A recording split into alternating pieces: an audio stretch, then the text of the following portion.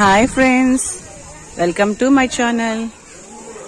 ఇది వేదాద్రి లక్ష్మీ నరసింహస్వామి టెంపుల్ అండి. జ్వాలా లక్ష్మీ నరసింహస్వామి టెంపుల్ అంటారు. చూడండి, ఆ సైడ్ నుంచి ఈ సైడ్కి రావడానికి అక్కడ పడవలు ఉంటాయి. ఈ విధంగా వచ్చి మెట్ల మార్గం ద్వారా స్వామివారిని దర్శించుకుంటాము. ఇదిగోండి లోపలికి వెళ్ళడానికి దారి. ఇది కళ్యాణ కట్ట అండి. కళ్యాణ కట్టలో పిల్లలకి తలనీలాలు ఇస్తారు. మేనమామలు, ముక్కులు అట్లా కళ్యాణ కట్టలో ఇస్తారండి తలనీలాలు.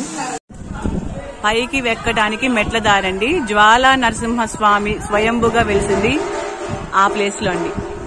ఈ మెట్ల ద్వారాగా పైకి వెళ్తారు. చూడండి కొండ వ్యూ ఎంత బాగుందో అసలు. టెంపుల్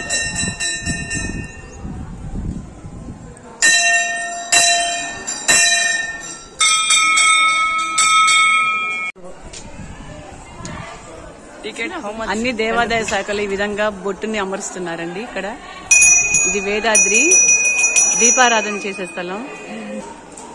చూడండి ఒకసారి, దీపారాధన చేసే స్థలం ఇది. ఈ విధంగా ఉంటుందండి టెంపుల్ మొత్తం. కొండలు, మా హస్బెండ్, మా బాబు అండి.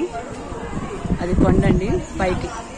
స్వామివారి ఉత్సవాలప్పుడు ఉపయోగించేటటువంటి గరుడ వాహనం అండి. ఈ విధంగా ఉంటది. క్రౌడ్ ఉందండి ఈ రోజు, కొంచెం పర్వాలేదు. అక్షయ తృతీయ రోజు కాబట్టి ఈ రోజు కొంచెం క్రౌడ్ ఉందండి. మా పాప, మా హస్బెండ్, మా చెల్లి, మా చిన్నుగా చూడండి ఎట్లా ఆడుకుంటున్నాడు. కొంచెం క్రౌడ్ ఉందండి, పర్వాలేదు. ఈ రోజు టెంపుల్లో జనం బాగా ఉన్నారు, పర్వాలేదండి. ఈరోజు ఈ విధంగా రేకుల షెడ్. ఇక్కడ కళ్యాణాలు అంటే పెళ్లిళ్ళు. ప్రజెంట్ ఇక్కడ ఒక పెళ్లి కూడా జరుగుతుంది, మీరు చూడొచ్చు లైవ్ లో. అదిగోండి ఇలా పెళ్లి జరుగుతుంది. సింపుల్ గా ఫుడ్ అరేంజ్ చేసుకుంటారు.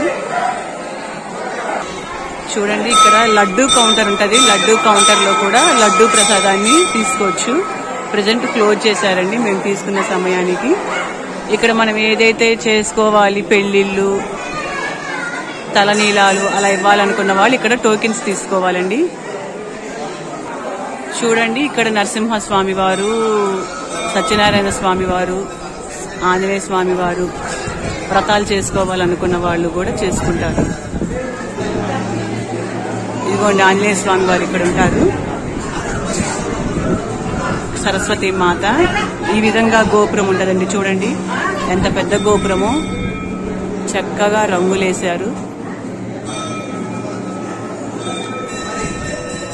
చూడండి కొండ ఎంత వేడిగా ఉందండి. ఇక్కడ వేదాద్రి అంటేనే కోతులు ఉంటాయండి. ఇక్కడ ఆంజనేయ స్వామి వారికి కూడా,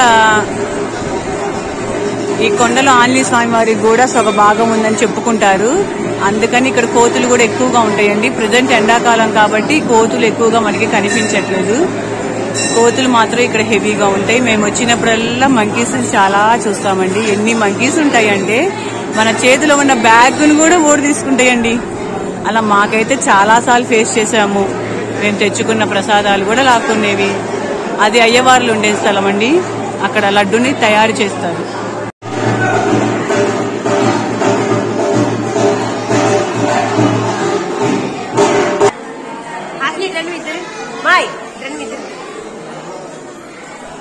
ఇది స్వామివారికి వివాహాలు చేస్తారు. చూడండి ఉత్సవాలు, కళ్యాణాలు చేసే స్థలం. వచ్చిన భక్తులు ఎండకి ఇబ్బంది పడకుండా ఉండటం కోసం మ్యాట్లు అమర్చారండి. చూడండి మ్యాట్లు. టెంపుల్ మొత్తం ఈ విధంగా మ్యాట్లు వేశారు. వెళ్ళడానికి రావడానికి ఈ విధంగా మ్యాట్లు వేశారండి. చూడండి ఒకసారి. ఇక్కడ 3 రాళ్లు ఉంటాయండి. ఈ రాళ్ల గురించి కూడా ఒక విశిష్టత ఉంటదండి ఈ టెంపుల్లో. చూడండి మొక్కులు ఉన్నవారు ఆ విధంగా పొంగల్ని చేసుకొని వస్తారు, తీసుకొస్తారు. ఈ విధంగా మెట్లుంటాయండి మనం వెళ్ళి బయటికి వెళ్ళటానికి. చిన్న కౌంటర్ ఉంటుందండి. ఫ్లవర్స్, తులసి మాలలు అవి వేస్తారు. చూడండి బయటికి వెళ్ళడానికి కూడా తివాచీలు అమర్చారు. అది గోశాల అండి, గోశాల. అక్కడ కాళ్ళు చేతులు వచ్చిన వాళ్ళు కడుక్కోవడానికి కోసం ట్యాప్స్ ఉంటాయి. వెహికల్స్ పార్కింగ్, కూర్చోడానికి. చూడండి గోశాలలో గోవులు, గడ్డి ఈ విధంగా బయటకు వస్తారండి. ఇక్కడ చెప్పులు కౌంటర్. ఇది లాస్ట్.